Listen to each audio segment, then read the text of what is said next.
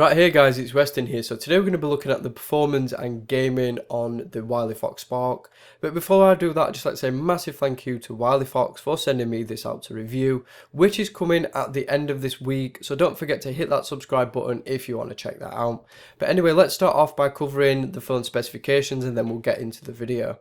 So the Spark is packing a MediaTek 675 CPU clocked at 1.3 GHz. It's got a Mali T720 GPU, 1 GB of RAM, 8 GB of storage which is expandable via SD card, and it's running Android 6.1 which has CyanogenMod 13 overlaid on top of it. So now let's take a look at some scores from both Antutu and Geekbench. And I'm not going to run them because it takes up too much time, but I'm just going to show you the scores, what it actually achieved. So in Antutu we get a score of 32,094, and Geekbench we get 617 on the single core side and 1874 on the multi-core side. So both of these results are actually pretty impressive, and for the price of this phone you're actually getting some decent scores.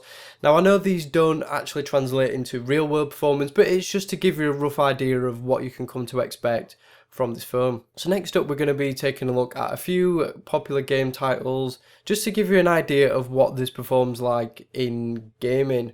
So first up is Stack, and you can see it's not, like I said, the most graphically intense title, but it performs really nicely. There's no delay between me pressing the display and it actually performing the action on screen.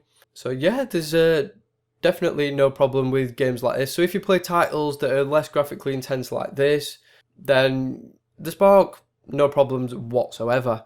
So now we're going to get onto Angry Birds 2, and like I said, this is more graphically intense than Stack. But I think the Wileyfox Spark performs really nicely here. You can see it plays really nice and smoothly. All the animations are really fluid.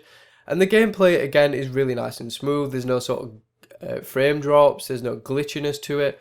And it's just a really nice performing phone for game titles like this. But next up, we're going to step things up and we're going to take a look at Asphalt 8 and see how it performs there. So here we've got a picture of the settings I used for this test. So you can see at 720p, which is the resolution, it's on the highest possible settings you can have. So looking at the gameplay, you can see it's really smooth. Drifting here, I've noticed on some devices that it actually stutters a little bit and you get a little bit of jarriness when you actually drift, but you can see here it's looking really nice and smooth and there's no issues whatsoever. Crashes and stuff like that, and when you get the crash cam, again, there's no issues there whatsoever. Usually you see a few little stutters there on some devices as well, but there's no problems whatsoever. So overall gameplay, I can't really complain at all. And for a device that costs as little as this does, and with the specifications it has, it actually performs better than what I was expecting. Right guys, so that is pretty much it for this video. If you've got any questions about this device or anything else, then the comment section is the place to be. Again, a massive thank you to Wileyfox for sending me this out to review. Thanks to all you guys for watching. Don't forget to subscribe, and I will see you all on the very next one.